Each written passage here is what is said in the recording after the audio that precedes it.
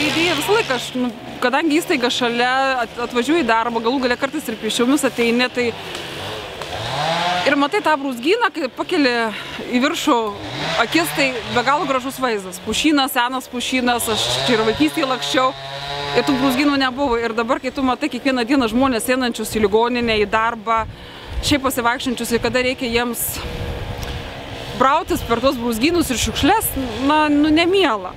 Ir šiai dienai, sakau, ryte atvažiavau anksčiau ir tu matai saulę tarp medžių, ko nesimatė iki šiol, tai turbūt nėra geresnio vaizdo. Tai aš labai džiaugiuosi tą iniciatyvą. Spontaniška mintis, gal tiesiog su darbuotojais kalbėjom, ką šiemet darom, kur tvarkomės.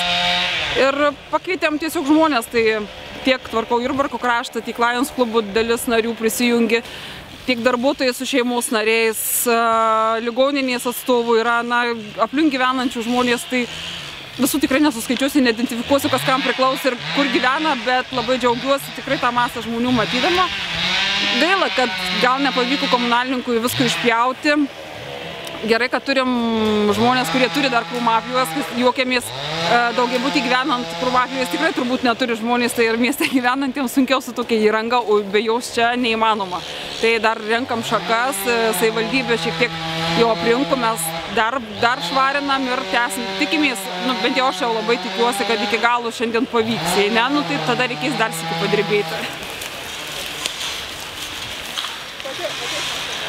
Turim tokį gražų tikslą sutvarkyti parką, esantį prie Pušų gatvės ir prie VŠI Jurbarko socialinės paslaugos.